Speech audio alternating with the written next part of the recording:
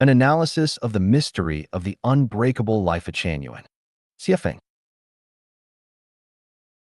February 4th, 2021. Lifechanyuan officially appeared on history's stage in 2003 after gestating for a long time before its appearance. From the day of its birth, it suffered countless setbacks. During its early period, it was discovered by an American astrologer who conducted an unexpected daily detailed guidance to me on everything. Then one day, 3 of her American partners from the United States, Britain, and Germany wanted to instruct me further and asked me to wear some kind of talisman, which I resisted completely because I did not wish to be controlled. Then an international scam group called me father in the name of the greatest creator and cheated me out of much of the wealth that I had accumulated over the years. The starting point of Lifechanyuan was the Chinese Soul website, but just as we began showing signs of prosperity on from it, we were shut down for no apparent reason and were pushed to the freezing point. Fortunately, Xiaoxi appeared and began to launch Lifechanyuan continuously on Bushyuan. For a time, the people there decried that Bushyuan had become a missionary website for the promotion of Lifechanyuan. In a short time, Falun Gong practitioners, Buddhists, and Christians joined the attacks on us. At the same time, Xiaoxi, Sitong, and a former Chanyuan celestial who initially supported and spread Lifechanyuan turned on us and attacked us and me in particular, especially Xiaoxi, who wrote dozens of articles exposing and refuting our theory. Sitong and that former Chanyuan celestial were even more sarcastic and ridiculed us more than ever.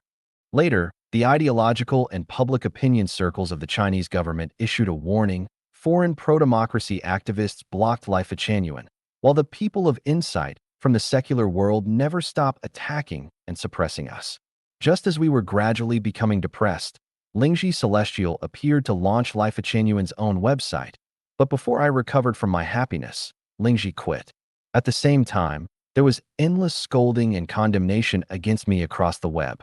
The worst thing to read was my being called a quack, a big demon, and deceptive for money and sex. The most difficult period of time was during the attacks from dozens of masters on us on Qiudawang.com. At that time, I fought with them bitterly every day, especially against their attacks on me from some of the former Chanyuan celestials. In order to counter them, I used harsh words without careful diction, so I ended up with the nickname, the Shrew. We originally wanted to build Lifechanyuan's headquarters in Harare, Zimbabwe, so we operated several businesses to earn money, but a series of unexpected incidents got in our way. Firstly, our rail freight was unloaded halfway, and the containers with our goods in it were left unmoved for several months. Then several banks inexplicably refused to allow us to open accounts with them. And then part of our marketing space was occupied by a local lawyer, so we had to spend half a year in litigation, which can be described as rough and bumpy. In 2009, I returned to China and created the second home, the predecessor of the new Oasis for Life. After more than 3 years, I had built the first branch in Anning, the third branch in Chuxiang, and the fourth branch in Linsang. The second branch was to have been built in North America. 3 picturesque paradises were built and more than 10 million RMB yuan were invested in them, but the government did not understand us and drove us out of Yunnan province. Being homeless, some of our Chanyuan celestials went to Nanjing, and others went to Xinjiang. 3 homes, Nanjing, Gezerur, and Katayer, were built in Nanhua province, and Kinjima was built in Xinjiang province. In total, 4 homes were built successively. When everything was basically completed and we were ready to start normal lives, we were expelled from all 4 of them by the government. Helpless again, we looked for a place to build our next homes. Finally, we secretly built secluded villa, sesame slope, farm hotel, and old forest in the mountains for homes in Lijiang, Yunnan province. In less than a year, we were discovered by the government and were driven out of Yunnan again. By then, all of our money had been exhausted, and we were tired. What should we have done? Those of us with families returned to live with them. Young people and middle-aged people all went out to work in cities. And the children and elderly members who had no homes to return to had to find places to live collectively and rely on migrant workers to send some money.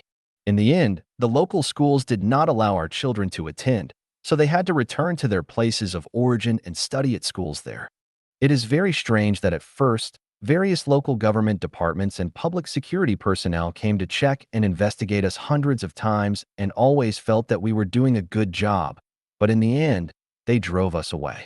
I asked the relevant government personnel to give me reasons for why they did that, but they had none. Even today, we still do not know why we had to be driven away, so I believe the government simply misunderstood us.